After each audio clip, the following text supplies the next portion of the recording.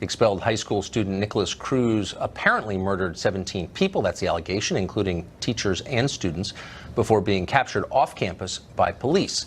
Good evening and welcome to Tucker Carlson Tonight. We want to give you a quick update on the latest in the shooting investigations. We're going to go to Fox Chief National Correspondent Ed Henry, who is in South Florida tonight. Hey, Ed.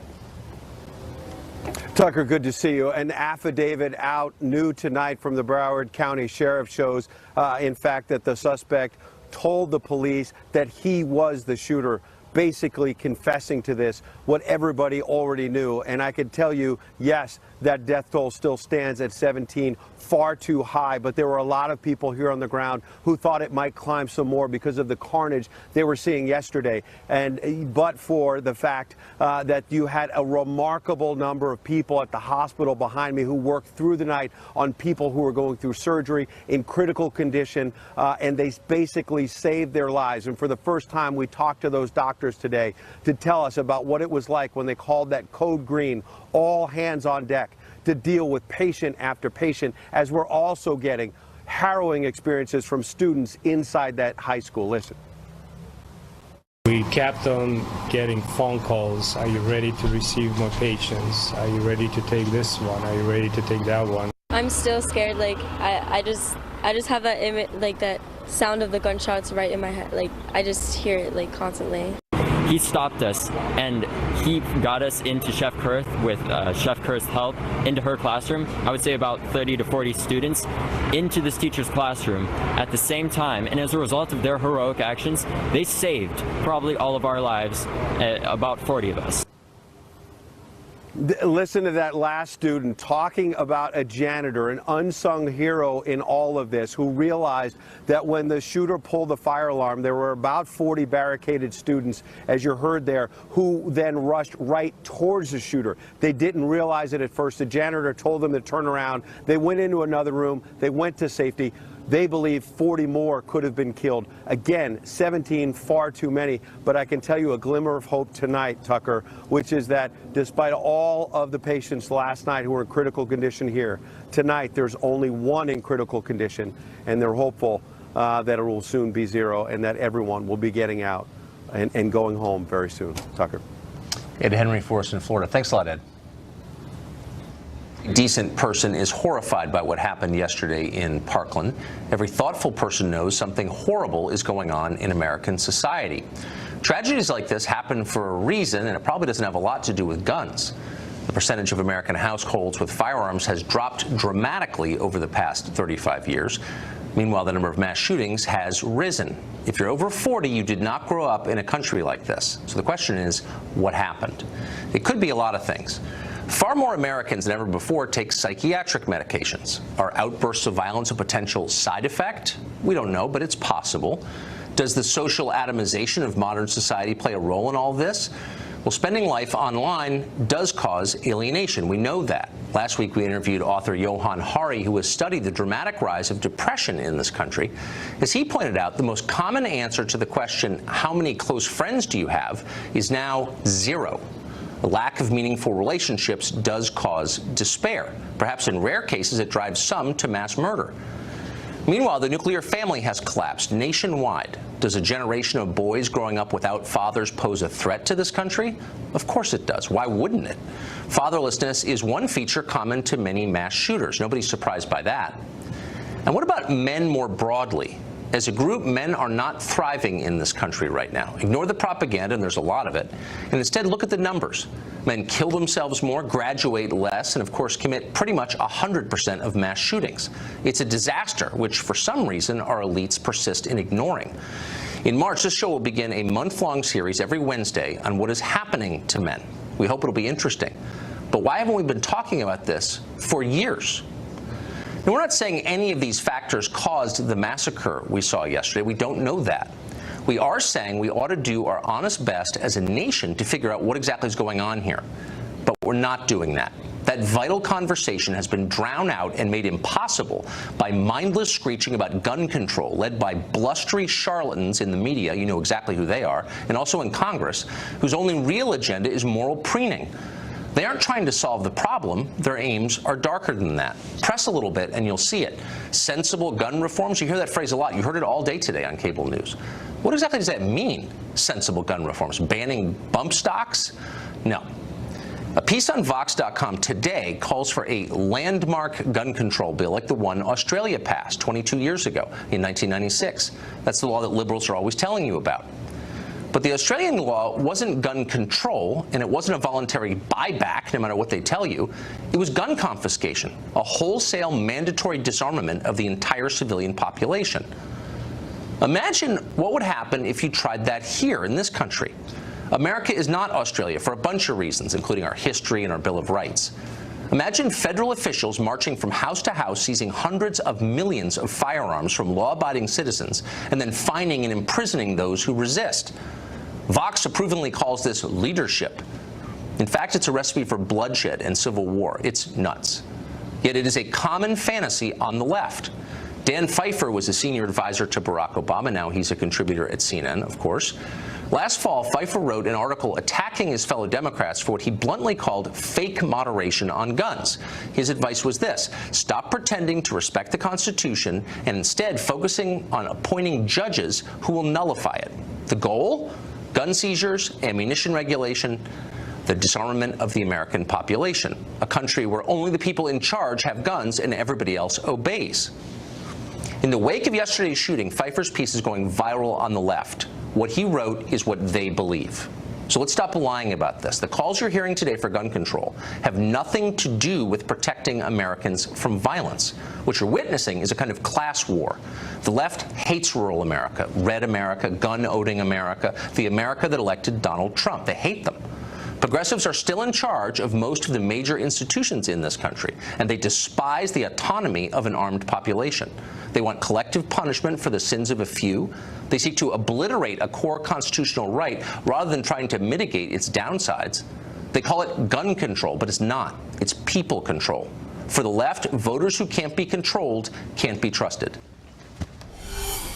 So why have we seen such a massive increase, what seems like one, in shootings like this? Tom Kirsting is a psychotherapist and school counselor. Judge Alex Farrar is a former Miami-Dade County judge, and they both join us tonight. Judge, to you first. We're going to find out a lot more in this specific case because unusually the shooter is still alive. But more broadly, we have seen, in absolute terms, a pretty big spike in shootings like this. Why do you think that is? Well, I mean, it'd be very difficult to just go ahead and jump into the mind of these shooters and come up with a very simple explanation for why they're behaving that way.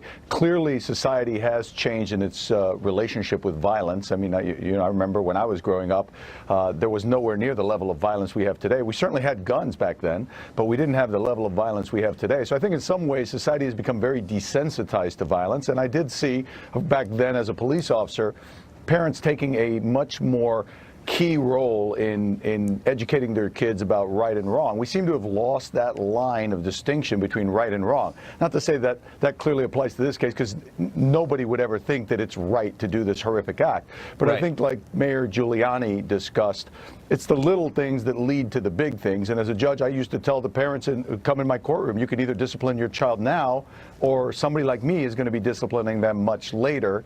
And that discipline is going to be a lot harder to deal with because it is a rolling stone. And once it starts moving, you know, culture does change. And we see culture now being very violent, very, I would say, desensitized to it, where it doesn't faze them anymore. Clearly. I mean, Tom, guns are not magic. They're tools. They don't operate themselves. Attitudes are what matter, and attitudes have changed. How have they changed, do you think? Well, here's what I think, Tucker, right? So the society we live in is not the society I lived in growing up as a kid. This generation is being raised by social media and smartphones, and they're not spending enough time part of the family dynamic. And the kind of content, we see it. I mean, if you go on social media, whether it's just, you know, the hatred from, you know, people's views and so forth, we see this anger and this hatred that's occurring, that's getting into people's minds. That takes somebody who's mentally ill, like the shooter, okay? Imagine him absorbing hours and hours a day of video content, which is what I would presume he did, and I think we're going to see that. I really believe that. And imagine what that's doing to his mind, all right?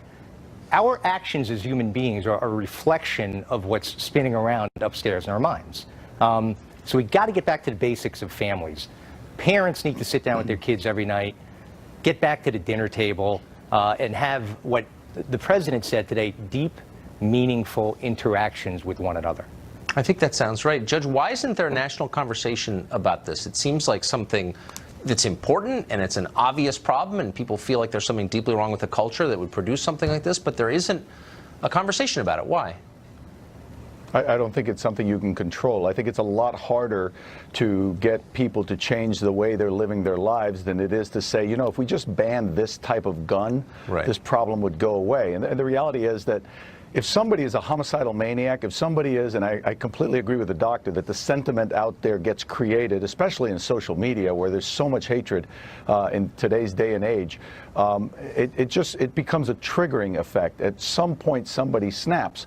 So if somebody snaps and they want to kill a lot of children because they think, you know what, I'm going to become infamous, you don't need a gun to do that. Just sitting here talking to you, I can think of 3 ways right now that I could kill a lot of children if I was a homicidal maniac, and none of them would involve guns. So it's an easy answer. It's easy to say, let's ban guns and we've solved the problem, or let's ban this type of gun, because I don't think the U.S. will ever, having been founded with the Wild West, having been founded with guns, would ever get rid of all their guns. It's easy to say that. It's a lot harder to get people to change their behavior and the way that they are raising their children, and especially the way society's been kind of moving away from religion, which, like it or not, did set moral parameters for people and teach right and wrong. The other answer is a lot easier. Yeah, I agree with that. Gentlemen, thank you both. Thanks, Tucker. Thank you. The Parkland shooting appears to have happened despite some advance warning. It turns out 5 months ago, the FBI was tipped off in a way that a YouTube commenter was discussing his intent to be a professional school shooter. And how did the FBI respond? They responded pretty immediately. I had a field agent contact me and meet me at my office the very next morning, and unfortunately I wasn't able to provide them with much. Well, you gave them the user's name, right, which is the same exact name as the shooter.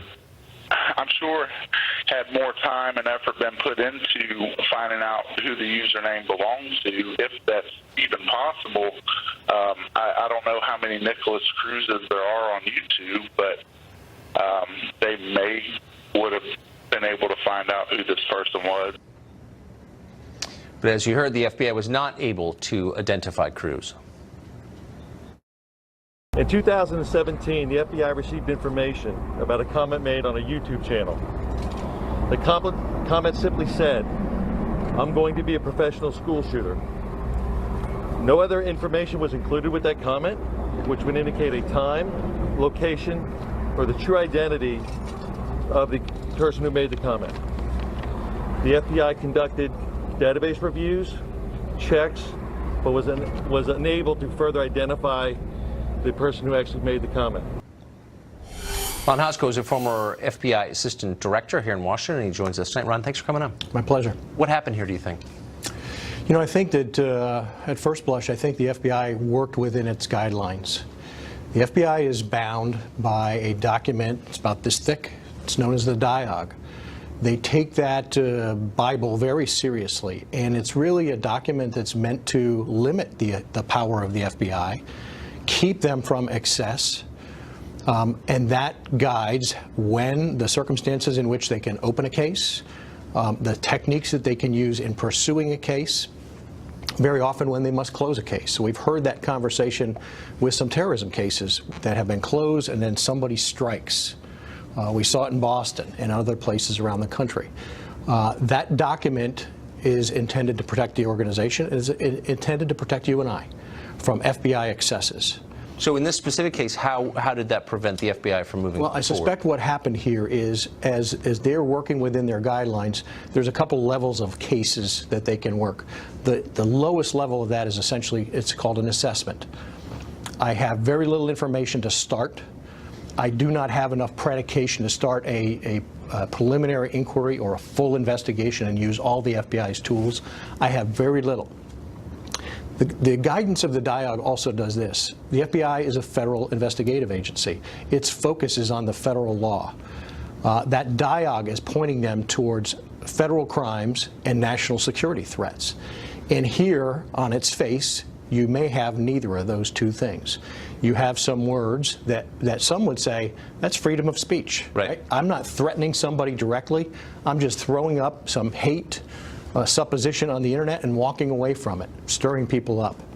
That's a totally fair point. I wonder, we've been pretty tough on the FBI recently on this show, and I think in a way that's warranted. But I also think in cases like this, are we vesting too much confidence in all of our law enforcement that they can prevent people bent on mass murder from committing it? That seems like a lot to ask. Well, that is a lot to ask. First, I think law enforcement absolutely has to try to connect up. Yeah. And here, I do think the FBI probably owes us a little bit more clarity on what steps they took. However, if I don't like something you say on this show, and I'm sitting at the FBI, and you've been critical of them recently, they don't get to start a case on Tucker. Well, that's right. And start following him, because one of those things of an authorized purpose is it can't be for protected First Amendment rights. Now, I'm sorry, you a minute ago referenced DIAG, just for... The DIAG, right. DIAG. Can you just tell us what that's... Is that an acronym? What is that? It is the FBI's investigative and operational guide. Okay, so it's the handbook. It's the handbook. It's this thick. All right. Everyone is tested on it. They they get lectures on it from internal legal teams. They adhere to that. It's audited. Their conduct is audited. There's somebody looking over their shoulder to say you did this right, or you were outside of the bounds on this.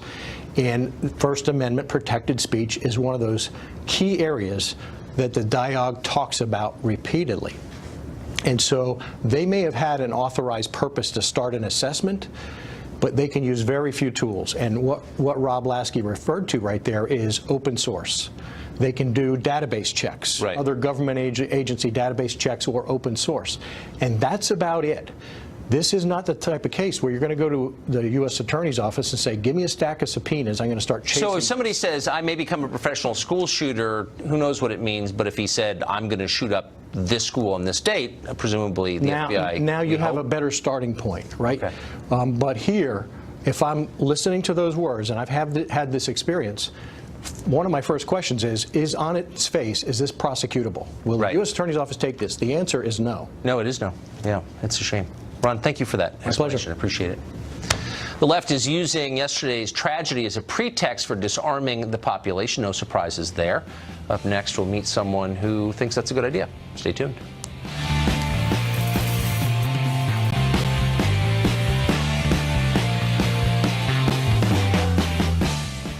Well, as is now well-established tradition, a mass shooting quickly provokes calls for aggressive new gun control from Democratic politicians. I believe in the Constitution, but no right is absolute, and common sense measures consistent with the Second Amendment are absolutely acceptable under our laws. In states and communities that have looser and laxer gun laws, there are more gun crimes committed. I have said over and over, I'd rather pass gun safety legislation than win the election. Ethan Behrman is a California radio show host, and he joins us. Now, Ethan, thanks a lot for coming on. Thanks, Tucker. So the 1996 Australian example is something that liberals often mention. We said at the top of the show that Dan Pfeiffer, the assistant to President Obama and now a CNN talker, wrote a piece several months ago going around today about how that's a model for this country, the gun buyback, which was mandatory, so gun confiscation. So there are hundreds of millions of firearms in the United States. What do you think would happen if liberal dreams came true and federal agents tried to confiscate hundreds of millions of privately owned weapons in this country? That's not the right approach. And by the way, I don't actually agree with the Australian example. I use Germany, Finland, and Switzerland as the examples, and even Israel for that matter, which is where they have psychological background exams before you're issued the license to have your firearm. Switzerland has half as many firearms as we do, but they have 0 school shootings. Why is that? And they even have semi-automatic rifles. So the question becomes, what are we doing to make sure people who shouldn't have firearms don't have firearms? And that is where we need to be addressing laws. I wonder though, let's be honest, Tucker. It's interesting. I mean, there are so many, and the Swiss example is a great one. There's a very high percentage of gun ownership there. The government actually encourages people to have weapons at home, as in effect a militia. But you have very few mass shootings, and in fact, very little crime. I'm wondering why there are no calls from the left to ask real questions about American culture, and does the collapse of family structure, millennia-old family structures, maybe something to do with this, or the fact that, a quarter of the population's on psychotropic drugs, or obvious things. Why does no liberal ever mention those? It's always about taking my firearms away. Why is that, I wonder? Well, I mean, there is something to be to what you're saying, but let's talk about it from a bigger picture then. If you're going to go down that route, there were significant changes that happened in the 60s, 70s, and 80s, not just affecting the family, but also in terms of consumption of drugs that are actually prescribed by doctors for children. That's what I'm saying. We have That's things exactly like social what I'm talking media. about. I agree completely. Yeah. So, but what's so interesting is look, and I don't know the answer to this. I'm not a social scientist, but I've lived here almost 50 years, and I've seen how the country has changed. Guns are tools. You could do with them a lot of different things. They don't shoot themselves. It's silly. I mean, honestly, though, and we've had semi-automatic weapons for both of our lifetimes, and they haven't been misused like this. So why is this willful blindness to obvious causes and instead blaming the tool? That makes me suspicious. Can you see why? Well, I can, but I want to disagree with you on something. Why would you give somebody, let's say, that doesn't know how to hammer a nail, give them an automatic nail gun, and so they're going to accidentally shoot themselves with that? That's the same idea here with 100-round magazines. Bump stocks are absolutely meaningless and useless things that are just done to circumvent automatic weapons laws. Okay, there are common sense things that we can do to minimize the damage, Tucker, minimize it. It's not real. Look, it's not real. There's one crime ever that I'm aware of ever in the United States in our history that was committed with the bump stock. I don't have any emotional attachment to bump stocks. They're stupid. They destroy your accuracy, whatever. Right. But that's so far from the actual point, which is what's going on to our society that would cause a 19-year-old boy to shoot his former classmates. Why does no one ask that question? And all these cable news demagogues, I care more than you do. But nobody asks the real questions. Why? What is this anyway? Talk about avoidance. Well, I know there are a couple of issues. This is actually a very complicated topic, and one of them is we have to change our laws regarding mental health care and getting people that you and I have talked about before, and it relates to homelessness that you brought up before. I agree. Mental health care is a crisis in this country. But then the Republicans want to cut. The Trump budget wants to cut over $1 trillion out of Medicaid and Medicare. So the Democrats close the mental hospitals. Okay, you can have the partisan debate, but I don't even care about that. I'm a father of four. I care about the country. I want to have a real. I don't want to be infantilized with this dumb crap about, the fact that you have a deer rifle makes me less safe. That's a lie, and everyone knows it. Why are young men doing this? Maybe it's, I don't know why, but again, why do we not have that conversation? Why are we pretending it's not real? But because there's a two-part conversation, and you and I, interestingly enough, agree on the mental health problem that we're having. But on the second side, until we resolve that, why make it easy for them to mow down 17 lives in moments? Because actually, I know a lot about this. I don't think that you do. The truth is, you're not allowed. I do. I've fired AR-15s before, Tucker. No, but the law around it. If you're adjudicated mentally ill, you cannot buy a gun. No one who has been adjudicated mentally ill, to my knowledge, in a mass shooting has been able to buy a gun. The system, as it stands, works. What do you? So do you see what I'm saying? No, so, it doesn't. If so the teachers knew there was a problem with this kid, and no, our mental health laws are broken. They knew there was something wrong. Teachers know who are the problem, and we're not empowering them to do something about it. So it's really simple. Then let's be very specific in a very short amount of time. A teacher notices a kid is weird, possibly menacing. Does that mean the kid get him counseling? I'm not against that, but does that mean he loses his right to buy a gun as an adult? I mean, what's the answer? And we do need to change. Yes. If a teacher thinks you're weird, he can take away a constitutional right. I'm not arguing against it. Once the psychologist or psychiatrist has seen you, yes. So if you're adjudicated mentally ill, that's already the law, Ethan. That's what I don't understand. That's already the law. You should know that, right? So we need to bridge the gap. We need to bridge the gap, Tucker. And in the meantime, what does that mean? I've actually called for Governor Brown here in California to call up the National Guard, station 2 National Guards people at every single school until we are able to resolve this. Okay, that's just putting a Band-Aid on a bloody wound. But thank you, Ethan. I appreciate it, and I hope we can talk more about this. Thanks. Yeah, thanks, Tucker. Former FBI Director Jim Comey told lawmakers the FBI did not think that Mike Flynn lied to them. Huh? Flynn, by the way, could be heading to prison having pleaded guilty to lying. What is going on? What is the heart of the Russia scandal? Weirder by the moment. Byron New York joins us next. From the beginning, former National Security Advisor Mike Flynn has been at the center of the Russian collusion conspiracy theory. During the transition, the story goes, you've heard it a lot, Flynn talked to Russian Ambassador Sergei Kislyak and then lied about what they talked about, apparently proving the existence of a vast Russian takeover of the government. That's what you see on CNN. That's the basic account. Is it actually true? Byron York of the Washington Examiner has been looking carefully, and he reports that in March of 2017, then FBI Director Jim Comey told Congress he did not believe that Flynn lied to investigators about his call with Kislyak. Instead, he said any false statements by Flynn were accidental. And yet, as we said, Flynn pleaded guilty to a felony for lying about that exact thing. What happened? Byron York in studio with us tonight. Byron, this is really confusing. It is confusing. Go back to January of last year. I mean, the papers were filled with talk about Trump and Russia. Actually, they still are. Yes. But they were talking about Trump and Russia and Michael Flynn and these conversations that he had in December during the transition with the Russians. So on January 24th, on a basis that a lot of Republicans are very skeptical about, the FBI goes into the White House and discusses with Michael Flynn what went on in these calls. Now, there was a lot more news after that. Remember, with no lawyer present. This was with no lawyer present. That was Flynn's decision. Remember, there was a lot of Republican unhappiness because the substance of that conversation, which had been the Flynn-Kislyak conversation, which had been wiretapped because we wiretapped the Russian ambassador, had been leaked to the press. So Republicans were upset about that. They demanded that the FBI director, James Comey, come up to Capitol Hill and answer some questions. And they were surprised when Comey told them that the two FBI agents who had interviewed Flynn didn't think he lied to them. And if he said anything inaccurate to them, that it was not intentional. So they took the impression, these lawmakers took the impression that, well, I guess Flynn is not going to be charged in this case. And then fast forward to December 1, he pleads guilty to doing just that, lying in that particular meeting. Which doesn't make any sense at all. So that suggests that Mueller had a different interpretation of it, and somehow convinced, or Flynn was convinced, to plead to something that Comey said he didn't do in the first place. Do you have any idea what the explanation for that could be? Well, the big change, of course, was that President Trump fired James Comey. Right. And as a result of that, Robert Mueller was appointed the special counsel. He assembled a team of very aggressive prosecutors, and all of a sudden Michael Flynn is back in it. It's not clear, did they have more on Flynn, that they pressured him to do this?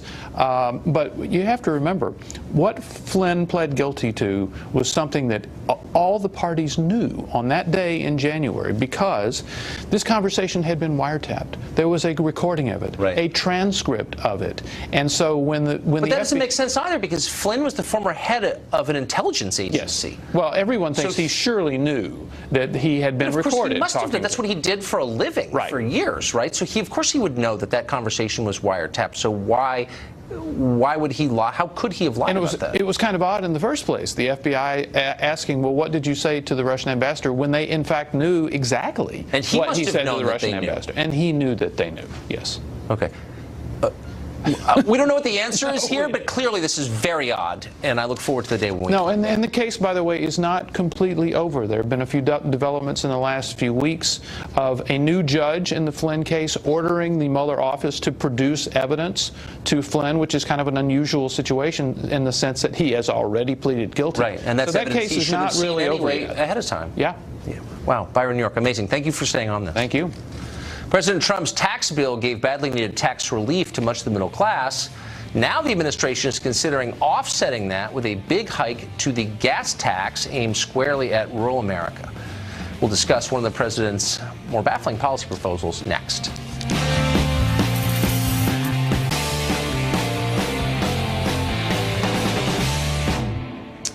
Well, the Trump administration just signed a significant tax cut for a lot of the middle class, but now there are calls to claw a lot of it back. Some in the administration are pushing for a major spend on infrastructure to be financed with a hike in the gas tax, the federal gas tax. That, of course, would fall heaviest on rural Americans, while leaving most of the wealthy urbanites who voted for Hillary untouched. It's a little puzzling. Peter Morisi is an economist and University of Maryland business professor, and who joins us tonight. Peter, great to see you. Nice to see you. So I know the gas tax is something that academics love because it seems, it's tidy, it's a user fee, it seems fair. But you sort of wonder if it is fair, because really the people who pay it are not the ones who benefited from our current economic structure. They're the people who have benefited least or who've suffered under it, who live in rural America? Well, it's people that use the roads. The alternative is tolls. I mean, the federal government's only willing to put about $200 billion into this $1.5 trillion infrastructure program. So the question is, where is the rest of the money going to come from? What the states have been doing is basically selling roads to the private sector who put on whopping tolls. But wait a second, that's the alternative? So why do we have government? Is it to like run diversity seminars and, you know, pay the retirement of federal employees? No, it's to defend the borders, to keep the Visigoths at bay, and to pave the roads. Like that's a core function of government. And when did that become like an extra add-on? Like do you know what I mean? Hold on, we're on the like same a cocktail page. On an airplane flight. We're on the same page. I mean, I would love to carve all the deadbeats out of the entitlements program and pay for it that way. You know, 1 out of 20 Americans are adults. Are on Social Security disability. I can't believe that 1 out of 20 adults between 16 and 65 can't work. But the Obama administration's strategy for keeping unemployment down was to basically give everybody a disability pension. Wait, but can we just, and but I'm saying that's where we get the money I'm just from. saying, can we start at the beginning, which is that paving the roads is not just a core function, is maybe the core function, going back to Rome, of a government. And now they're telling us, well, we're either going to sell it to some private equity group that's going to, you know, shaft you, or we're going to, you know, make rural America pay more. It's just, where do we get to these choices? Well, it's as old as the country. You know, back in the early days of the Republic, the towns and villages couldn't put roads up, so they would have small syndicates of farmers and artisans who'd pay for the roads because they wanted to get their products to the market, and then they'd charge tolls. So we had the turnpike period. By the way, they all went bust, and a lot of the turnpikes that we have now are going bust, including 2 that Mr. Pence established. Well, so, I mean, look, but if you work backwards from first principles, here's what you get to. If we were to pass this 25-cent increase, that would instantly eliminate about 60% of the benefit that middle America got from this tax cut. Well, it's ridiculous to go 25 cents. The gas tax right now is 18.4. Since it was last raised in 1993, we've had about 67% inflation, about 2/3. So if you raised it by 12 cents, you'd be keeping up with inflation. That would be much more reasonable. But, you know, a lot of the gas tax is wasted. Let's forget about all the deadbeats on welfare. For example, they take some of that money for mass transit in New York, or in Washington. And whenever you do that, all they do is increase civil servant salaries. Of course. They use it for bike paths, beautification, things of that nature. No, but so if this were, and then there's Davis-Bacon. No, I couldn't agree. I'm with you on all of that stuff. But for some reason, the Chamber of Commerce is pushing this gas tax stuff, and you sort of wonder, like, so who uses the roads? Well, one of the biggest users of the roads is one of the biggest companies in the world, whose owner is the richest man in human history, Jeff Bezos of Amazon. You know what they paid in federal tax last year? Let me just do the math in my head. Oh, nothing. Nothing. According to a report for the Institute on Taxation and Economic Policy, Amazon paid nothing. And yet, a lot of the, you know, that's their business, is using the roads. So why can't we just assess Amazon for this instead of assessing everyone in rural Maine and Nebraska? Well, I don't think you'd quite get away with that, because I think you'd find that Amazon is very capable of lobbying. Yes, you would. Yeah, I think that's right. My feeling is there's a lot of inequities in the tax structure. For example, the carried interest. We all heard about how Mr. Trump was going to get rid of the carried interest. He said so when he was running for president. But unfortunately, Cohn, Mnuchin, and Trump benefit a great deal from it. So somehow or other it got left out of tax reform. And those guys continue to pay very low rates on their income. There are a lot of inequities in the system. We could certainly pay for the roads by cleaning up entitlements, by getting some of the still privileged loopholes out of the tax system. But unfortunately, that ain't on. And so they talk about a gas tax. I like a gas tax better than, for example, tolls and things of that nature. Of course, selling public property to private companies. They did that with ticket collection here in D.C., and it's been a complete disaster. Well, they did it with parking meters in Chicago, same thing. But again, that shouldn't be our choice. But just really quick, 3 steps back. If this goes through, the Chamber of Commerce gets its way, and rural America has to pay the bills for Amazon, no federal taxes last year. Do you think people start to think, I'm getting the wrong end of the stick? Well, I think that's one of the reasons it's so difficult to pass an increase in the gas tax, and that's why it hasn't gone up in over 2 decades, is simply because it is unfair that there are so many people in this country that are terribly wealthy that don't pay a whole lot of tax. Yeah, and like all the MSNBC hosts who ride their bicycles in from Brooklyn, they're not going to pay a single dime in this. You know, maybe we'd have a bicycle tire tax. How about that one? You know, $3 a tire. If you're riding your fixed gear in from Brooklyn, you're going to have to pay double. That's my rule. Peter, great to see you. Take care. Thank you. Well, it's not just politicians who were irresponsible at yesterday's shooting. Celebrities went completely over the top. Not surprisingly, Mark Stein's been paying attention. He joins us next.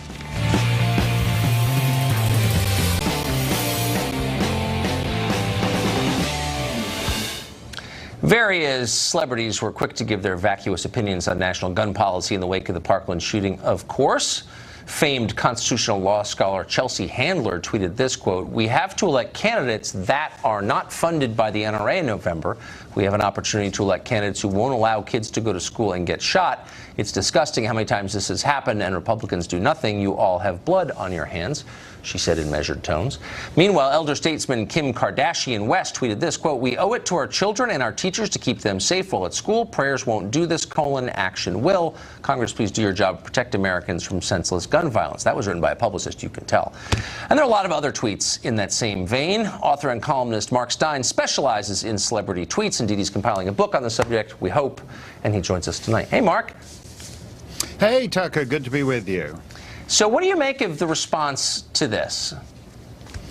Well, you know, at a certain level, I understand these idiotic tweets because the defining act of these school shootings is the absence of meaning. I mean, if you compare it with, say, that ISIS guy on the bike path in New York who mowed down a bunch of people because he wants to usher in a new caliphate worldwide, in a sense, when you're doing it for Allah, that's easier to understand than these completely empty purposeless events where a guy just kills a bunch of school kids for no reason at all. And in that vacuum where we search for meaning, people pour their lamest, dreariest tropes.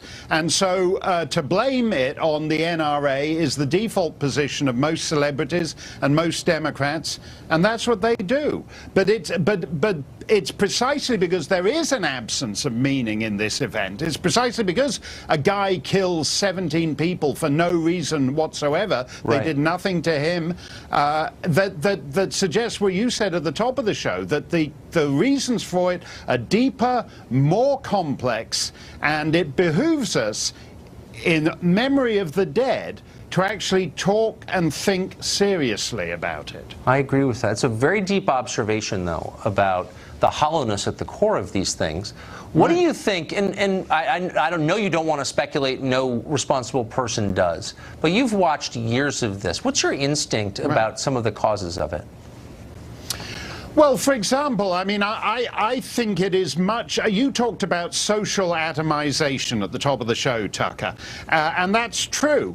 But the fact is that the combination of factors means you can be socially entirely dysfunctional and actually have what seems like a rich and rewarding fantasy life through technology now. You know, if you're in the late 19th century, if you were a miserable social loser, you were basically just on your own kicking a can around the backyard. There was nothing else to do. Now, like this guy, you can go on the internet, you can make threats that attract the attention of the FBI, apparently. You can lead a rewarding life, communicating with some guy in Uzbekistan or Papua New Guinea, all over the world. And in some sense, that fantasy life is more real for people than actually, you know, going to the soda fountain and having a chocolate malt with friends or whatever they were doing 50, 60 or years ago. And that's very disturbing. The fact that the void is now rewarding and fulfilling, there is great peril in that, because it suggests we're going to have more of these kind of people in the years ahead. The effects of technology, we have not paused long enough to consider what they are, but I suspect you're absolutely right. This is one of them. Mark Stein, thank you for that. Really interesting. Thanks a lot, Tucker. President Trump is starting a shadow war with Russia in Syria. Surely that proves he's not Putin's puppet, or is that just what Putin wants us to think? That story next.